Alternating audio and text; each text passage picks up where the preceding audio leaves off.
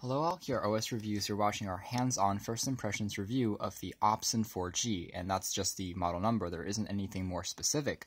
It's a entry-level priced device that has mid-tier specs, inclusive of a 5-inch full 1080p IPS display, along with an Octa-Core processor that's clocked at 1.2 GHz, and there's also 2 GB of built-in DDR3 RAM and 8 GB of built-in flash storage, expandable via a micro SD card slot behind the battery door. It looks like a one-piece design, but you can actually remove the plastic to have access to a hot swappable 5000 mAh capacity battery. It comes with 2 in the package, which is a pretty nice bonus, and there's also 2 micro SIM cards, so you can use this as an international travel device.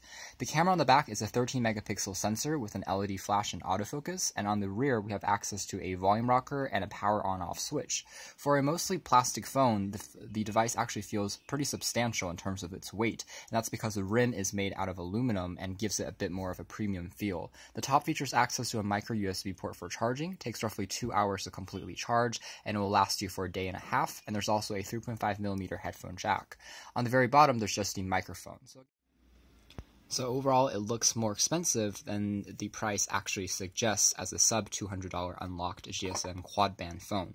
It does support 4G LTE as well, which is a nice bonus if if you have a more advanced SIM or service plan. So taking a quick look at the front of the device, there's access to a 5 megapixel front-facing camera, proximity sensor, and a earpiece, and there's the display, and below here we have access to capacitive controls for home, menu, and back. These keys themselves aren't backlit, so it's a little harder to see under darker environments, but they're still very responsive and easy to tap on and to access. Overall, the phone looks fairly high-end, and it's sleek and stylish in my opinion. It reminds me a little bit of LE another Chinese OEM, as well as Huawei and Hisense, which are all, again, Chinese brands, and it's pretty similar and how it looks. I feel like it's a fairly classy, and a lot of people can pick it up and start using it. So if we take a quick look at the main operating system, you can see it's been heavily customized by the manufacturer.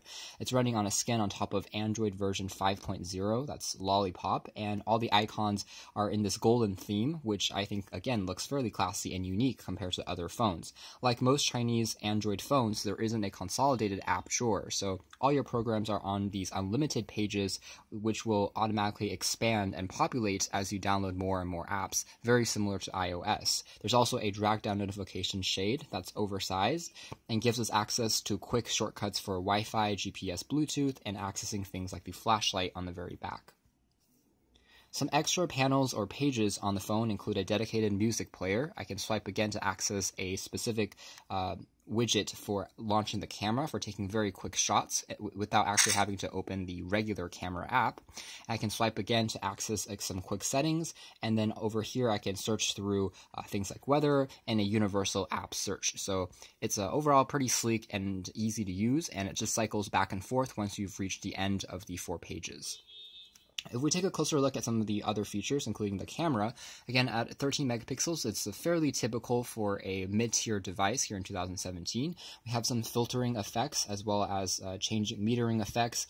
You can change the ISO, and you can add your special filters on top of your photos without having to process them later on. There's also video recording up to 1080p resolution, and that works fairly well. One thing I will say, though, is that this specific model seems to only have language support for Chinese, and that's because this version I picked up here in Beijing, China. But perhaps an international version will come with English as a language pre-installed, but there's something to quickly point out.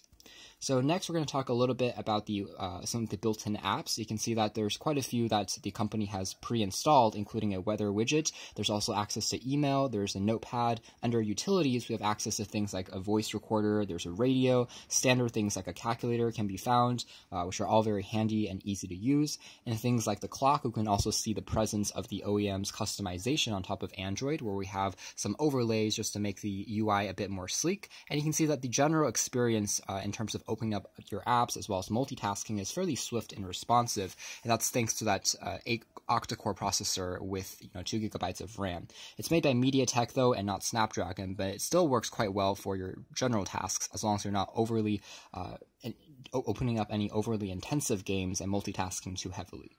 So overall, that's just a quick look at the Opsson 4G LTE phone, and the call quality in reception is also quite strong, as you can see here in Beijing, China. Web browsing also does work, but again, it's fairly typical for a Mediatek-based device. If you are opening up very graphically intensive websites, it does work, but make sure that you close up any other apps in the background before you try to open up too many tabs. So overall, a pretty decent attempt here in 2017 at a low price point, and I like the overall look and finish of the phone. So you can check out more details later on, but for now, this is our video. Thanks for watching here at OS Reviews. This has been our closer look at the Opsson 4G LTE smartphone.